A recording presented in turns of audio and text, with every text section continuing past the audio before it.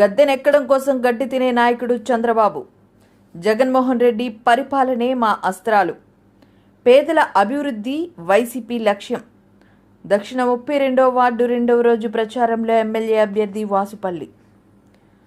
గద్దెనెక్కడం కోసం గడ్డి తినే నాయకుడు చంద్రబాబు అని దక్షిణ నియోజకవర్గ అభ్యర్థి వాసుపల్లి గణేష్ కుమార్ ధ్వజమెత్తారు. 32వ వార్డు వైసీపీ అధ్యక్షుడు మూలే రామరెడ్డి ఆధ్వర్యంలో 2వ రోజు ప్రచారం ఉత్సాహంగా సాగింది. వారితో పాటు రాష్ట్ర Christian minority cell John Wesley, Relli corporation chairman Vaddadi Madhusudan తదితరులు ఎండని సైతం లెక్క చేయకుండా స్థానిక నాయకులతో కలిసి ఇంటింటా ప్రచారం చేశారు. మహిళలు జగన్మోహన్ రెడ్డిని వాసుపల్లి గణేష్ కుమార్లో చూసుకుంటున్నామని, తమకు పథకాలతో పాటు సొంత నిధులతో సహాయం చేసే వాసుపల్లికి తమ ఓటుతో గెలిపించుకుంటామని అన్నారు.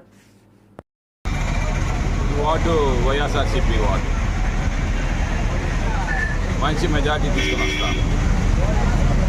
మాకుండే వెపన్స్ అన్నీ మా జగన్మోహన్ రెడ్డి గారే.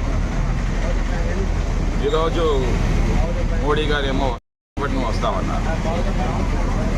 ఈ కూటమి ప్రజలకి స్పష్టత ఇవ్వాలి, జవాబు చెప్పాలి.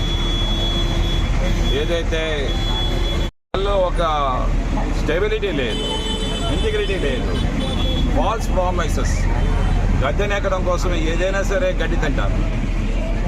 అలాంటి గడ్డి తినే నాయకుల్లో చంద్రబాబు నాయుడు వరుసలో ఉంటాడు.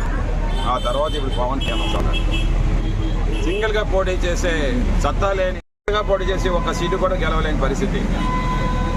చంద్రబాబు నాయుడు మీకు తెలుసు, 23 సీట్లకే పరిమితమైన చంద్రబాబు నాయుడు ఈరోజు జగన్మోహన్ రెడ్డి గారితో ఓటమి అంగీకరించి పవన్ కళ్యాణ్తోనేమో పొత్తు పెట్టుకొని, ఇంకా ఇద్దరు కూడా ఓటమి అంగీకరించి మోడీతో పొత్తు పెట్టుకున్నారు. కానీ ఈరోజు జగన్మోహన్ రెడ్డి గారు సింగిల్గా గవర్నమెంట్ ఫామ్ చేయబోతున్నారు. 175 నియోజకవర్గాల్లో 175 మేము గెలుచుకుంటాము. దక్షిణ నియోజకవర్గంలో జెండా ఎగరవేస్తాము. మా సీనియర్ నాయకులందరూ కూడా నాకు తోడుగా ఉన్నారు. జాన్ వెస్లీ సార్, శ్రీవాత్సవ్, అలాగే కోలా గురు. అవసరం ఉన్నా సరే మీరు మాకు అందిస్తున్న సేవలు అమోఘం అని చెప్పి జగన్మోహన్ రెడ్డి గారితో సమానంగా మా ఎమ్మెల్యే వాసుపల్లి గణేష్ కుమార్ గారిని ఈ నియోజకవర్గంలో మరలా 3వసారి అత్యధిక మెజార్టీతో ఈ నియోజకవర్గం నుంచి గెలిచి అసెంబ్లీలో కూర్చొని ఆయన మంత్రిగా ప్రమాణ స్వీకారం చేస్తారని చెప్పి ఈ దక్షిణ